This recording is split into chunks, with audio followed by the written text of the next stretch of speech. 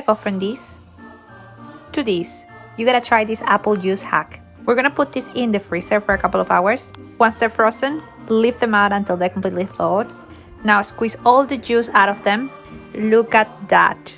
So here's a hack that you didn't need, but it was so much fun to make.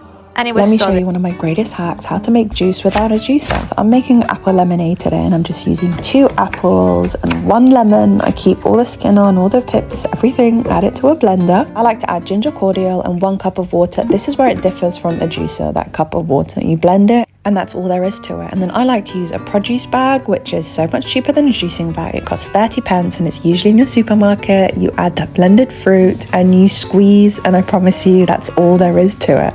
You can also do vegetables in this. I did beetroot and carrot the other day, and look, the beetroot did not stay in my bag. This is so much easier to clean than a juicer, doesn't take up any space, and is so affordable. And if you can't manage to grab yourself a produce bag at your local supermarket, don't fret, you can always grab one online.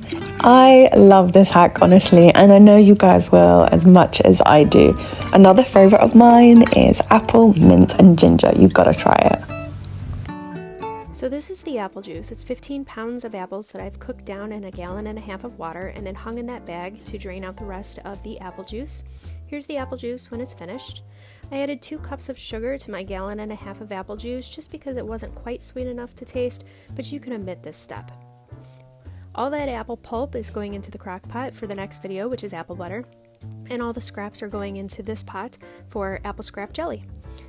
Next, you want to boil your jars in a large stock pot to sterilize them, empty out the water, and then fill them up with your apple juice. This is really hot, so be very, very careful. Next, you're going to wipe the rims and put on the lids. Return to stock pot and then boil for 10 minutes, and they're shelf stable.